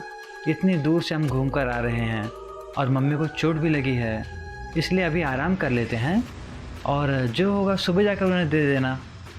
लेकिन वो ऊपर जाने की जिद करने लगी। फिर संतोष के बार बार मना करने पर और डांटने पर नेहा बेड पर ही सो गई और संतोष और प्रीति भी बिस्तर पर लेट गए और लेटे लेटे दोनों को शायद नींद भी लग गई। वैसे भी थके हुए थे, पर आधी रात में प्रीति की आंखें फिर खुल गई और वो चौंकते हुए उठी क्योंकि प्रीति को शायद महसूस हो रहा था कि उसके कान में कोई फुसफुसा रहा है। उसने फिर उठकर देखा कि संतोष गहरी नींद में सो रहा है और नेहा भी सो रही है। फिर प्रीति ने सामने दीवार पर लगी घड़ी पर टाइम देखा तो 12:30 हो रहे थे। संतोष सो रहा था और प्रीति की आंखें खुल गई थी। अब प्रीति को नींद आना भी बहुत मुश्किल सा लग रहा था और प्रीति के दिमाग में बस यही बातें चल रही थी कि जो संतोष के स्कूल के पास सड़क पर वो संतोष का हाथ पकड़कर भाग रही थी, पर अचानक वो हाथ संतोष का ना होकर एक कटे सर वाली औरत का था। ये सब घटना घूम घूम के प्रीति के दिमाग में चल रही थी, पर प्रीति के दिल में एक ऐसी उम्मीद भी थी कि रात अब कुछ घंटे बाद खत्म हो जाएगी, फिर हम कहीं और रहेंगे और फिर सब ठीक हो जाएगा। प्रीति यही सब सोच रही थी कि तभी उसके कान में फिर से किसी के फुसफुसाने की आवाज़ आई और अब की बार आवाज़ बिल्कुल साफ साफ सुनाई दे रही थी कि तुम यहाँ आए थे अपनी मर्ज़ी से, लेकिन जाओगे हमारी मर्ज़ी से, क्योंकि नेहा अब हमारी फ्रेंड है और अगर नेहा को तुमने हमसे अलग करने की कोशिश करी तो ये गलती तुम पर बहुत भारी पड़ेगी। नेहा हमारे साथ ही रहेगी, अब नेहा को कोई हमसे जुदा नहीं कर सकता। ये सुनते ही एक झटके में प्रीति फिर उठकर बैठ गई बेड पर और रोते हुए ही हवा में बोलने लगी, हमने क्या बिगाड़ा है तुम लोगों का? क्यों परेशान कर रहे हो हमें? क्यों मेरी बच्ची को परेशान कर रहे हो? प्रीति के इतना ही बोलते ही उसी हवा में से, या फिर कहो कि बेडरूम के अंदर, एक जानी पहचानी और डरावनी आवाज़ की हंसी गूंजने लगी और ऐसे मानो जैसे वो हंसती हुई आवाज़ प्रीति का मजाक उड़ा रही हो और उसको प्रीति को परेशान करने में शायद मज़ा आ रहा था। हंसते हंसते वही आवाज़ अगले पल में रोने में बदल गई और रोते रोते बोली, अगर तुमने नेहा को हमसे अलग करने की गलती की तो अंजाम बहुत भारी होगा। इतना बोलकर वो आवाज़ फिर शांत हो गई। उसके बाद प्रीति बेड पर बैठे बैठे रो रही थी और बस भगवान से प्रार्थना कर रही थी कि वो हमें इस मुश्किल घड़ी से निकाले और हम जो यहाँ फंसे हुए हैं वो यहाँ से बाहर निकलने में मदद करे।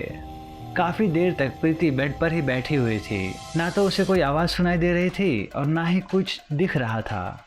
फिर वो चादर ओढ़ कर लेट गई।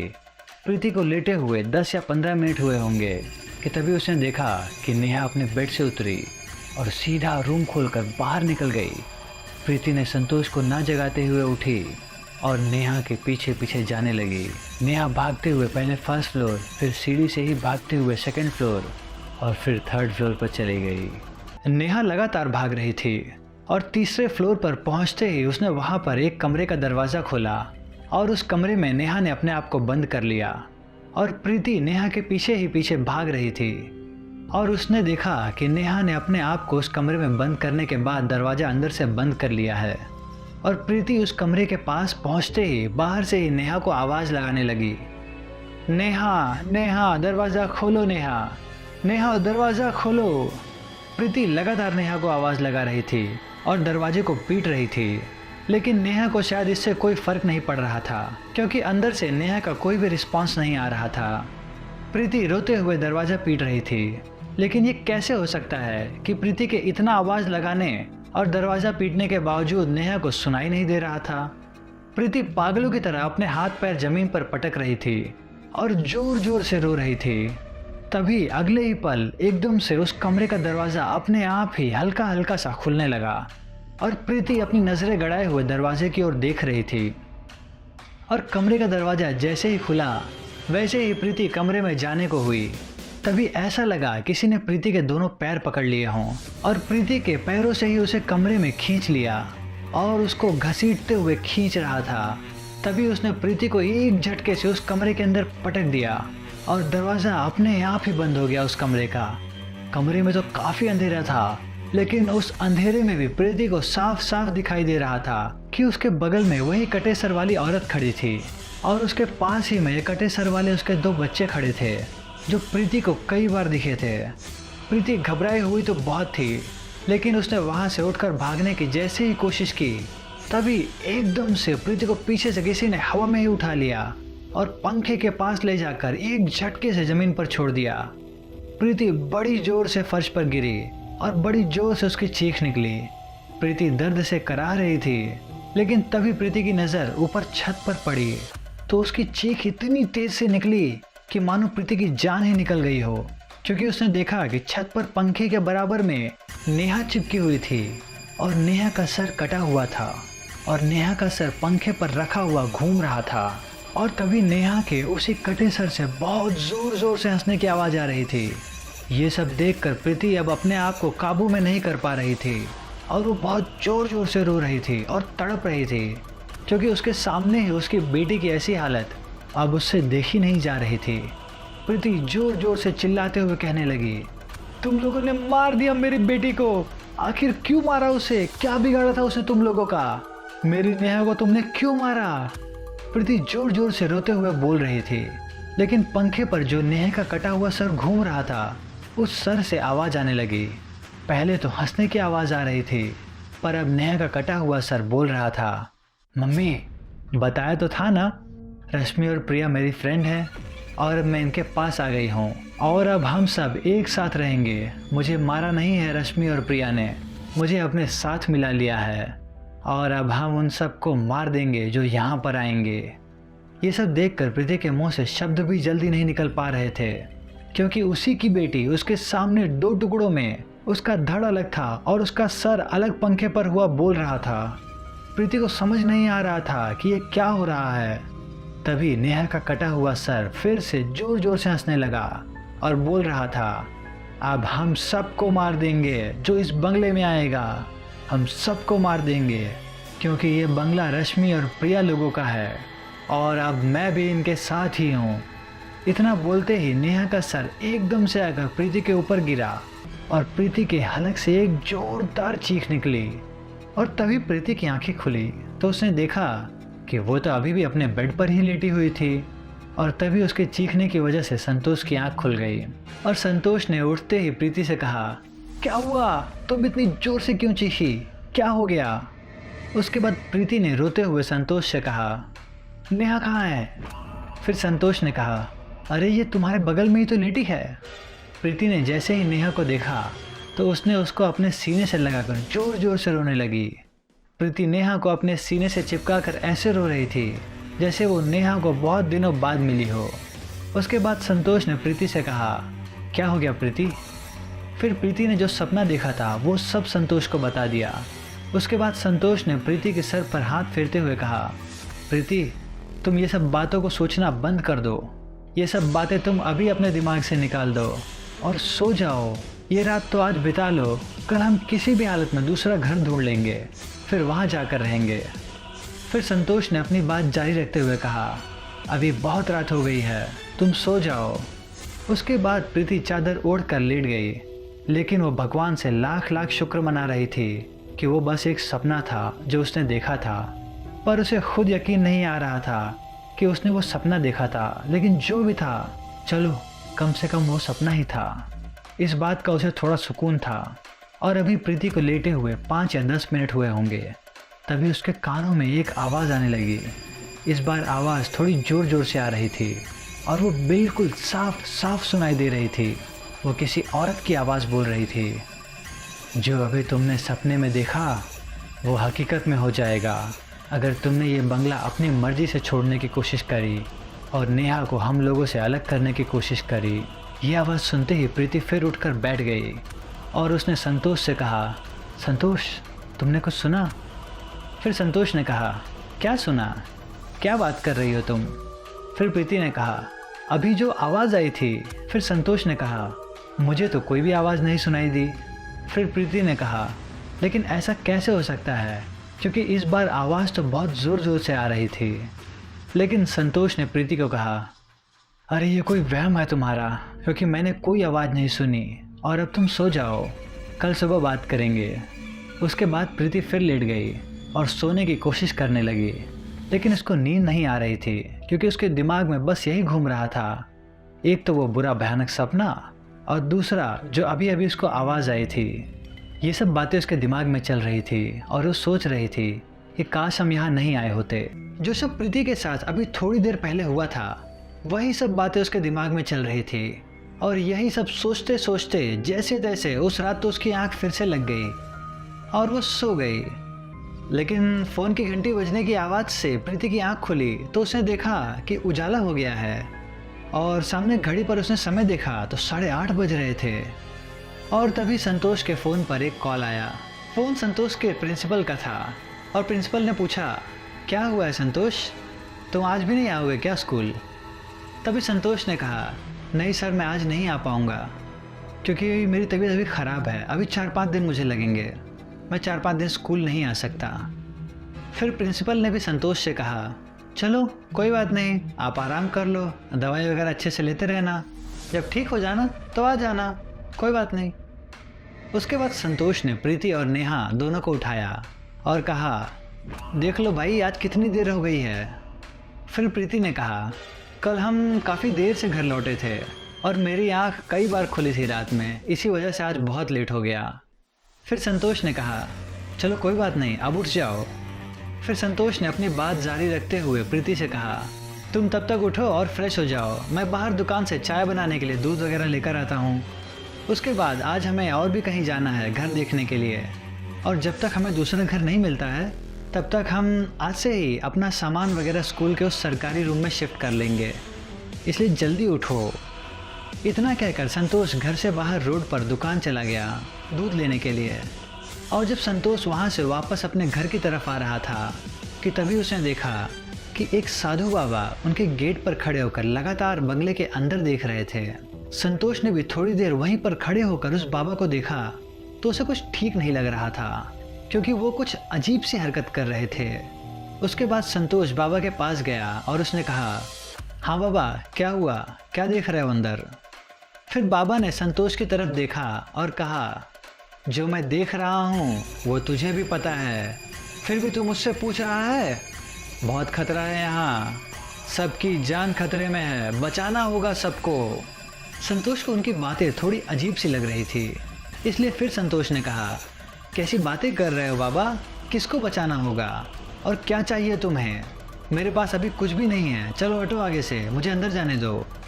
लेकिन साधु बाबा ने फिर संतोष को कहा, जानकर भी इतना अनजान मत बन, वरना बहुत भारी पड़ेगा तुझे। अगर तुम खुद को और अपने बीवी बच्चों को बचाना चाहते हो इस संकट से तो तुम्हें बाहर आना ही होगा, क्योंकि तुम सब एक बहुत बुरे चक्रव्यूह में फंस गए हो। तुम इस बंगले में अपनी इच्छा से तो आ गए थे, लेकिन अपनी इच्छा से शायद जा नहीं पाओगे। संतोष पहले तो ऐसे किसी भी बातों पर और ऐसे किसी भी बाबाओं पर विश्वास नहीं करता था, पर यहाँ आने के बाद जो सब उसकी बीवी और बेटी के साथ हो रहा था वो सब अब संतोष को भी इन बातों को मानने पर मजबूर कर रहा था। उसके बाद संतोष ने तुरंत भागते हुए बाबा के पैर पकड़ लिए और कहा, बाबा मुझे माफ़ कर दो, आपको कैसे पता कि हम इस बुरे संकट में फंसे हुए हैं? और बाबा अब हम कैसे बचेंगे, हम इस बुरे दौर से कैसे बचेंगे? फिर उन साधु बाबा ने बस एक ही बात कही, सबकी ज़िंदगी ऊपर वाले के हाथ में है, उस पर भरोसा रखो, कोई कुछ नहीं बिगाड़ सकता तुम्हारा, चलो अभी देखते हैं। उसके बाद संतोष बाबा को अपने साथ ही उस बंगले के अंदर ले गया। संतोष और बाबा जैसे बंगले के अंदर जा रहे थे वैसे ही ऐसा लग रहा था कि जैसे बंगले के अंदर मानो किसी के चीखने और चिल्लाने की आवाज़ें आ रही थी। ये सब सुनकर संतोष बहुत डर गया। उसके बाद संतोष घर के अंदर भागने लगा और आवाज़ लगाने लगा, प्रीति, नेहा, प्रीति ठीक हो ना तुम? लेकिन तभी बाबा ने संतोष को पीछे से तुरंत पकड़ लिया और कहा, कुछ नहीं हुआ है तुम्हारी बेटी और बीवी को, और बच्चे बिल्कुल ठीक है वो लोग, आवाज़ उनकी नहीं है, ये आवाज़ तो उनकी है जिनका ये बंगला है, जिनका ये घर है। फिर संतोष ने कहा, मैं कुछ समझा नहीं, मतलब किसका घर है, किसका बंगला है ये? फिर बाबा ने कहा, चलो अभी थोड़ी देर में बताता हूँ, फिर तुम्हें सब पता चल जाएगा। बाबा ने इतना कहा। उसके बाद बाबा और संतोष घर के अंदर बरामदे में आ गए। बाबा के वहाँ पहुँचते ही चीखने और चिल्लाने की आवाज़ बहुत ज़्यादा होने लगी। इससे पहले ये सब आवाज़ें संतोष को नहीं सुनाई देती थी, बस प्रीति ही संतोष को बताती थी इन आवाज़ों के बारे में। लेकिन जब आज बाबा को लेकर संतोष घर के अंदर यहाँ पर आया, तब से उसे भी ये सब आवाज़ें सुनाई दे रही थी। संतोष और बाबा के वहाँ पहुँचने के थोड़ी देर बाद वहाँ प्रीति और नेहा भी आ गए। उनके वहाँ आते ही संतोष ने प्रीति को बताया कि प्रीति, ये बाबा जी मुझे यहाँ बाहर मिले थे और ये हमको इस घर में हो रही सभी समस्याओं से बचाने के लिए ही यहाँ पर आए हैं और बाबा को सब पता है यहाँ जो हो रहा है। ये सुनकर प्रीति रोने लगी और उसने तुरंत बाबा के पैर पकड़ लिए और फिर उसने कहा, बाबा आप बचा लो हमें और हमारी बच्ची को, क्योंकि जब से मैं इस बंगले में आई हूँ तब से मेरे साथ बहुत अजीब गरीब घटनाएं हो रही हैं। यहाँ कोई है जो कहता है कि ये बंगला हमारा है और यहाँ कोई नहीं रह सकता। यहाँ जो आता है वो फिर ज़िंदा वापस नहीं जाता है। और बाबा वो सब कहते हैं कि नेहा उनकी दोस्त है और अगर हम लोग उनको नेहा से अलग करेंगे तो वो हम सबको मार देंगे। फिर बाबा ने प्रीति, नेहा और संतोष तीनों को देखा और कहा, सब ठीक हो जाएगा। फिर बाबा ने अपनी बात जारी रखते हुए कहा, ये जो बंगला है ये उन्हीं लोगों का है। आज से 25 साल पहले संगीता और उसकी 2 बेटियां रश्मि और प्रिया यहाँ रहा करते थे।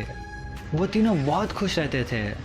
रश्मि और प्रिया इस पूरे बंगले में ऊपर नीचे खेला करते थे क्योंकि उनका ही घर था। कुछ साल पहले उनके पिताजी की सड़क दुर्घटना में मौत हो गई थी।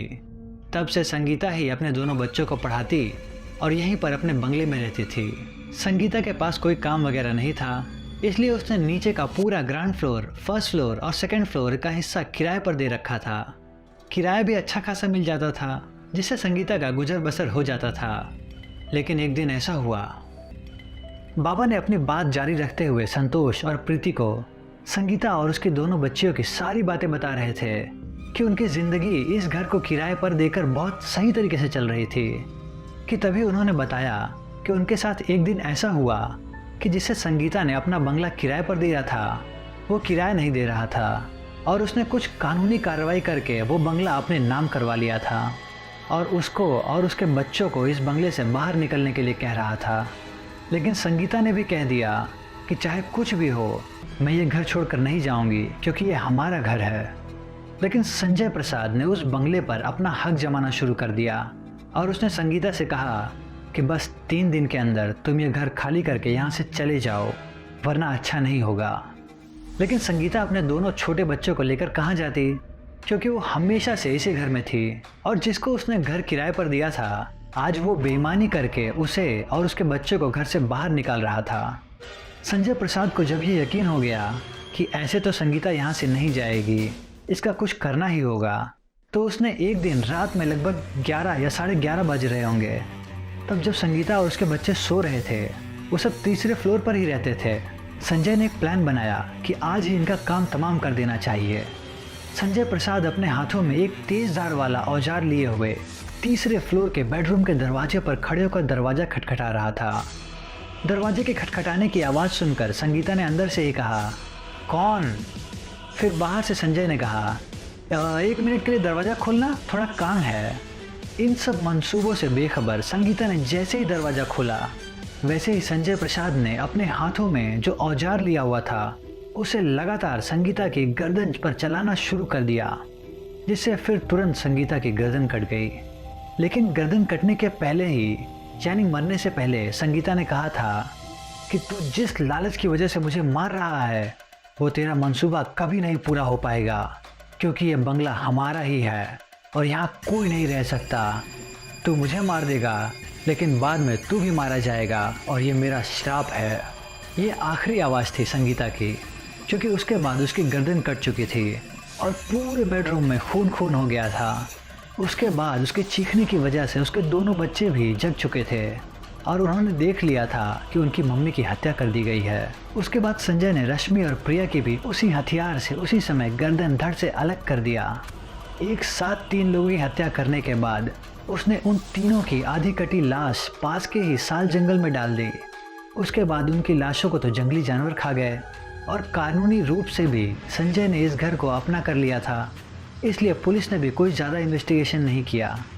लेकिन ये भी है कि उस घटना के एक हफ्ते के बाद ही पहले संजय प्रसाद धीरे धीरे जो भी उसके परिवार के लोग यहाँ रहते थे, बीवी बच्चे सबकी मौत हो गई और उसके बाद ये बंगला बंद रहता था।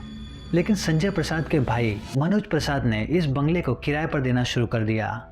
लेकिन जिस भी व्यक्ति को उसने ये बंगला किराए पर दिया था, उस व्यक्ति की 5 या 6 दिन के अंदर ही मौत हो गई। बाबा ये सारी बातें बता रहे थे, लेकिन ये सब बातें बताते बताते अचानक से उस बाबा की आवाज़ बदल गई और डरावनी और खतरनाक और भयानक आवाज़ में बाबा बोलने लगे, और अब तुम सबकी बारी है, तुम भी मारे जाओगे, अब तुम भी मरोगे। बाबा ने इतना ही बोला होगा कि प्रीति और संतोष ने उस बाबा के चेहरे की तरफ देखा तो दोनों के होश उड़ गए और दोनों की रगों में चलता खून फिर जम गया और बस प्रीति के मुंह से एक चीख निकल गई, क्योंकि संतोष जिस बाबा को अपने साथ लेकर आया था, देखते ही देखते अब वो बाबा उसी कटे हुए सर वाली औरत में बदल गया। और फिर उसके बाद देखते ही देखते उस ड्राइंग रूम में डरावनी हंसी की आवाज़ गूंजने लगी। फिर वो आवाज़ हंसते हंसते बोल रही थी, बस आज तुम लोग मारे जाओगे, अब नहीं बचोगे। तुम लोग अपनी मर्जी से यहाँ आए थे, लेकिन अपनी मर्जी से जिंदा नहीं जा सकते, क्योंकि ये बंगला सिर्फ मेरा है, सिर्फ मेरा ये बंगला है, और कोई यहाँ रहने की कोशिश भी करेगा तो बस वो मारा जाएगा। इतना बोलने के बाद उसी कटे सर वाली औरत ने संतोष को हवा में ही उठा लिया। संतोष चीख चिल्ला रहा था और रहम की भीख मांग रहा था, छोड़ दो हमें, छोड़ दो हमें। नेहा और प्रीति भी रो रहे थे, लेकिन उन लोगों पर इसका कोई असर नहीं हो रहा था। संतोष को उसने हवा में ही उठाया हुआ था और पूरे हॉल में उस कटे सर वाली औरत के हंसने की आवाज़ गूंज रही थी और वो कह रही थी, सबको मार देंगे हम, अब कोई नहीं बचेगा। उसके बाद हवा में ही उठाते हुए संतोष को वो सिर कटी औरत ऊपर तीसरे फ्लोर पर छत की ओर ले गई। प्रीति और नेहा भी सीढ़ी से भागते हुए तीसरे फ्लोर की छत पर चले गए। संतोष चीख चिल्ला रहा था, छोड़ दो, छोड़ दो। तभी उस सरकटी औरत ने संतोष को उस तीसरी मंजिल की छत से नीचे सड़क पर छोड़ दिया और उसके साथ ही संतोष भी एक जोरदार चीख निकली। ये देखकर प्रीति और नेहा दोनों ही बहुत जोर जोर से रोने लगे और उसके तुरंत बाद प्रीति नेहा को लेकर सीढ़ियों से नीचे की तरफ भागने लगी सड़क पर जाने के लिए। वो सीढ़ियों से लगातार नीचे उतर रहे थे और उसने नेहा को गोद में उठाए हुए था, लेकिन तभी किसी ने प्रीति को उसके पैरों से पकड़कर हवा में उठा लिया और तभी उसकी गोद से नेहा वहीं सीढ़ियों पर गिर गई। और उसके बाद वो सरकटी औरत प्रीति को भी बंगले के छत पर ले गई। फिर उसने प्रीति को भी उस बंगले से नीचे फेंक दिया। उसके बाद प्रीति की जोरदार तड़पने और चीखने की आवाज़ पूरे इलाके में गूंज गई, पर प्रीति शायद काफ़ी देर तक तड़पती रही और चिल्लाती रही, लेकिन उधर पीछे की तरफ कोई नहीं जाता था, इसलिए किसी की भी नज़र उस पर नहीं पड़ी। प्रीति ने भी अपना दम वहीं तोड़ दिया, पर नेहा अभी भी वहीं पर थी और रो रही थी। पर थोड़ी देर बाद कुछ लोगों ने सड़क पर 2 डेड बॉडी देखी, तो उन्होंने तुरंत पुलिस को इन्फॉर्म कर दिया। उसके बाद पुलिस ने वहां आकर जांच पड़ताल की और लोगों ने भी बताया कि ये दोनों अभी इसी बंगले में नए रहने आए थे। उसके बाद पुलिस ने मकान मालिक मनोज प्रसाद को बुलाकर फिर उन्होंने बंगले के अंदर देखा तो वहाँ अंदर एक छोटी बच्ची यानी नेहा की भी लाश पड़ी थी सीढ़ियों पर। आश्चर्य की बात तो यह थी कि नेहा को तो सर कटा हुआ था, यानी उस सर कटी हुई औरत ने संतोष और प्रीति को उस बंगले से बाहर फेंक दिया और नेहा को अपने साथ ही रख लिया, क्योंकि नेहा उनकी फ्रेंड थी। उसके बाद संतोष और प्रीति की पोस्टमार्टम रिपोर्ट से पता चला कि इनकी मौत ऊपर से नीचे गिरने पर हुई है। नेहा की मौत गला कटने की वजह से हुई है। पुलिस इन्वेस्टिगेशन के बाद लगभग 2 साल तक वो बंगला बंद था, पर अब फिर से उस बंगले के मालिक ने अखबार में बंगले का एडवर्टाइजमेंट शुरू कर दिया है। ये बंगला बहुत बड़ा है और बहुत आलीशान है और देहरादून में सबसे कम किराए पर मिल रहा है। क्या आप भी यहाँ रहना चाहोगे? दोस्तों, आपको भूतिया बंगला की कहानी कैसी लगी हमें कमेंट में बताइए। अगर आपको हमारी वीडियो पसंद आई हो तो इस वीडियो को लाइक कर दीजिए और हमारे चैनल को सब्सक्राइब कर दीजिए। चलिए मिलते हैं अगली कहानी में जल्द ही। धन्यवाद।